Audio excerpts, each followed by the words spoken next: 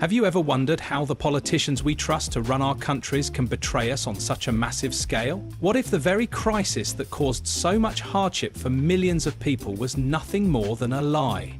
That's the question at the heart of the shocking scandal that has now consumed British politics. Keir Starmer's £22 billion cover-up exposed on live TV. Is prison the next stop for the man at the centre of this storm? With growing calls for accountability, the once untouchable Prime Minister's credibility is now hanging by a thread.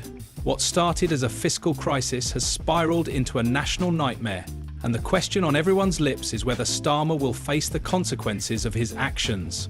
On behalf of His Majesty's Government and the United Kingdom, I would like to send my warmest congratulations to President Trump on his inauguration as the 47th President of the United States. The scandal began with a single announcement, a £22 billion black hole in the nation's finances. According to Starmer, this devastating shortfall would require drastic measures, tax hikes, brutal austerity and cuts to vital public services. The country was told it had no choice but to accept the pain of these measures, all for the sake of national survival.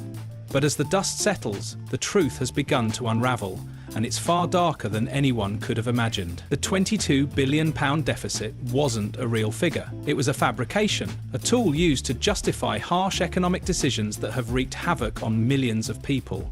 And now, the man who pushed this lie to the public stands accused of orchestrating one of the greatest political cover-ups in British history.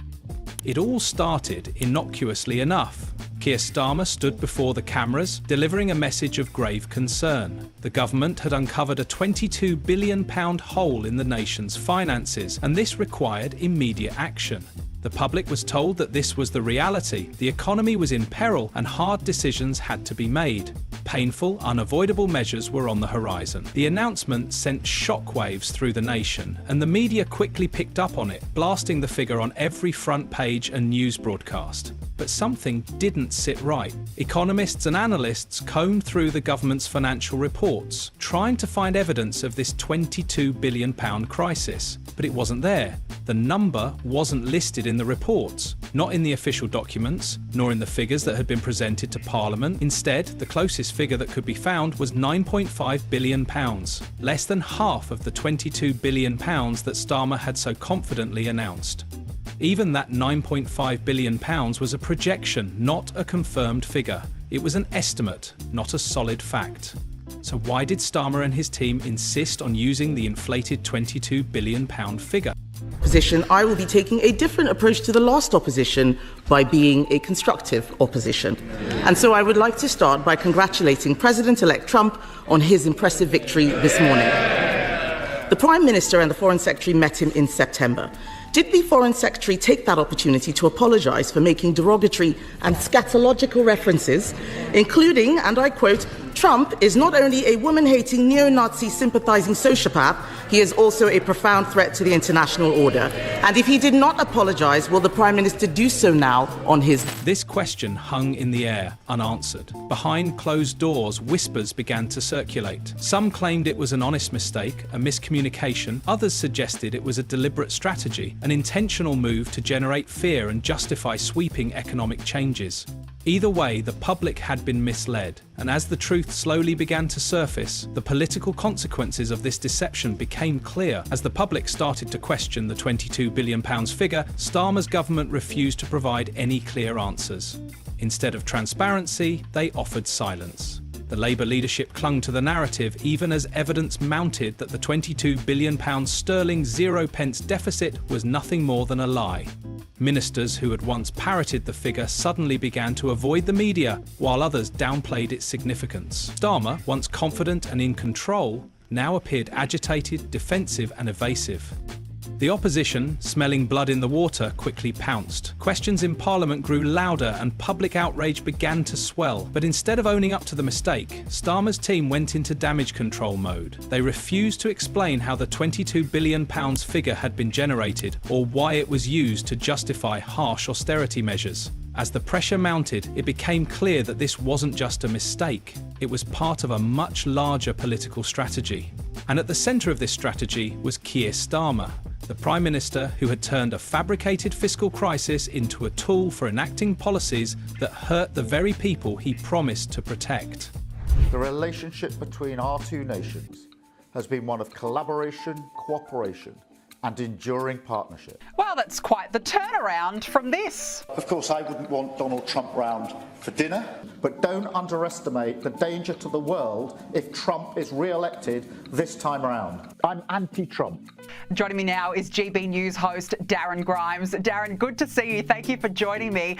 It was as if Keir Starmer was being held at ransom to film his congratulation video. He wasn't invited to the inauguration, and there are reports that the Prime Minister will be at the back of the queue for a visit to the White House and will have to, quote, eat humble pie before receiving. Behind the scenes, independent economists, civil servants and investigative journalists refused to let the matter die. They dug deeper, uncovering damning evidence of the cover-up. Leaked documents and internal emails painted a troubling picture. The £22 billion figure had never been part of any official budget report. In fact, it had been deliberately inserted into key documents and talking points, even though it had no basis in reality. One internal memo, obtained by the press, directly contradicted the government's claims.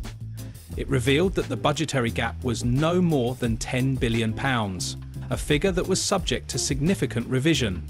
Yet, despite this clear discrepancy, the £22 billion number was used repeatedly in speeches, press releases and policy justifications. It wasn't an accident. It was a coordinated effort to inflate the crisis and manipulate the public into accepting austerity measures that would otherwise have been politically impossible. Whistleblowers came forward, revealing that government advisers had flagged the discrepancy but were ignored. One advisor, speaking anonymously, described the final report as being doctored for optics. Another admitted that the inflated £22 billion sterling 0 pence figure was circulated as part of a messaging strategy. This wasn't a misstep, it was a calculated campaign to create fear, justify harsh policies and manipulate the public. The fallout from the £22 billion sterling 0 pence scandal was swift and devastating. Families across the UK were already struggling under the weight of rising costs, stagnant wages and decaying public services. Now they were told that more austerity was needed to fix the budget deficit. Local councils were forced to slash budgets, schools cancelled programmes, and NHS trusts postponed critical services. All of these painful decisions were justified by a number that didn't even exist. Are more important than party politics. The Foreign Secretary and I did meet President-elect Trump just a few weeks ago for dinner for about a couple of hours, and we discussed a number of issues of global significance. It was a very constructive exercise. As the truth began to emerge, public anger reached a boiling point. News outlets that had once uncritically reported the crisis began to backtrack, issuing corrections and apologies. Social media erupted in outrage, with calls for accountability and justice. The public wanted answers. They wanted to know why they had been misled, why their lives had been disrupted based on a fabricated crisis. And at the centre of it all was Keir Starmer, the man who had pushed this lie to the public and used it to justify policies that had devastated millions of lives. As the revelations continued to pour in, Starmer's position became increasingly untenable. His credibility was shattered. Parliamentary committees convened emergency sessions to question him, but Starmer's answers were evasive, his justifications crumbling under the weight of mounting evidence. Documents surfaced showing that he had been warned repeatedly about the discrepancies in the £22 billion figure, yet he continued to push the false narrative. Whistleblowers came forward, detailing the inner workings of the cover-up and describing how the figure had been strategically inserted into key documents to manufacture public consent for austerity. Donald Trump's not happy. The president-elect, of course, is beginning celebrations this weekend ahead of the inauguration on Monday, but he seems to be putting his foot down. Here in the UK, things aren't so rosy because it's revealed a record number of millionaires have fled the nation since Mr Starmer's entry into number 10. The public's fury grew and protests broke out in cities across the UK. People marched, demanding accountability and justice. They were no longer just asking questions, they were demanding answers. And the question on everyone's mind was whether Starmer would face the consequences of his actions. The scandal reached a tipping point. Starmer's leadership had been built on a foundation of trust, but now that foundation was crumbling. The public was no longer asking if there would be consequences. They were demanding them. Calls for Starmer's resignation grew louder. His allies in the Labour Party began to distance themselves from him, and there were whispers of a vote of no confidence. The once powerful Prime Minister was now fighting for his political life. They don't need much help. They can take care of themselves very well. You know what? No, it sounds like it's evasive, but it's not evasive. As the scandal grew, the pressure on Starmer escalated. The atmosphere in Westminster became increasingly hostile, with even those within his own party questioning his leadership. Whispers of a vote of no confidence began to circulate behind closed doors, and the situation began to feel like a ticking time bomb. Starmer's refusal to acknowledge the growing body of evidence against him painted him as increasingly out of touch with the very public he was meant to serve. The more the public demanded transparency, the more Starmer became the embodiment of evasiveness. Behind the scenes, the government's attempt to salvage what remained of Starmer's reputation began to crumble. Media outlets that had previously defended him began to turn, with reports coming in fast and furious, detailing everything from leaked emails to whistleblowers within the ranks of his own government. The public's disillusionment reached its peak when it was revealed that Starmer's office had not only ignored warnings, but had actively blocked attempts by government officials to correct the false narrative. The figures that had been used to justify austerity policies were now undeniably fake. You know, the eyes of the world are watching what's happening here in Washington, including over in the UK. And in the UK today, Sir Keir Starmer has been responding to the enormous security failures that led to the Southport knife attack in the summer. You will remember it led to several weeks of rioting across the UK in the summer. Prevent that it is the government's excuse me a moment as we're figuring out where exactly. This wasn't just a matter of political error, this was deception at the highest level. Public anger began to take on a new dimension. Protests broke out across the UK and social media became a hotbed of outrage, with citizens demanding that those responsible face consequences. News outlets quickly shifted from passive reporting to vocal condemnation. How could they let this happen became the refrain across talk shows, social media posts and dinner table conversations. Starmer's handling of the scandal, or rather his mishandling, was in the spotlight more than ever. The backlash. Mr. Speaker, the Prime Minister did not distance himself from the remarks made by the Foreign Secretary, and I'm very sure that President Trump will soon be calling to thank him for sending all of those North London Labour activists to campaign for his opponent. Given that most of his cabinet signed a motion to ban President Trump from addressing. The impact of this scandal was not limited to politics. It was a crisis of confidence. People felt personally betrayed.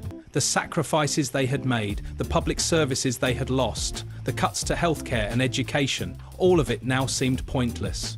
The austerity measures were never necessary.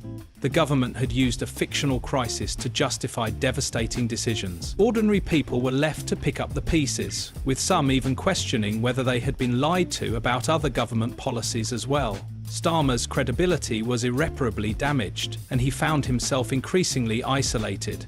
His team, once loyal, began to show cracks. Ministers who had once championed his leadership now found themselves scrambling for a way to distance themselves from the catastrophe. Even those who had previously rallied behind him were starting to fall away. The narrative that Starmer had carefully constructed around his leadership and the need for austerity was now crumbling before the public's eyes. And the more he tried to defend his actions, the worse it became.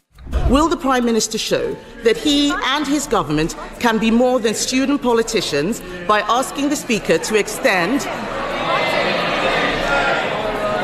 Can they show that they can be more than student politicians? Order. Mr. Perkins, I don't need to anymore. Your voice curries, it's like mine, too loud. Thank you, Mr. Speaker. Will the Prime Minister show that he and his government can be more than student politicians by asking you, Mr. Speaker, to extend an invitation to President Trump to address Parliament on his next... At the same time, the legal implications of the cover-up became increasingly apparent.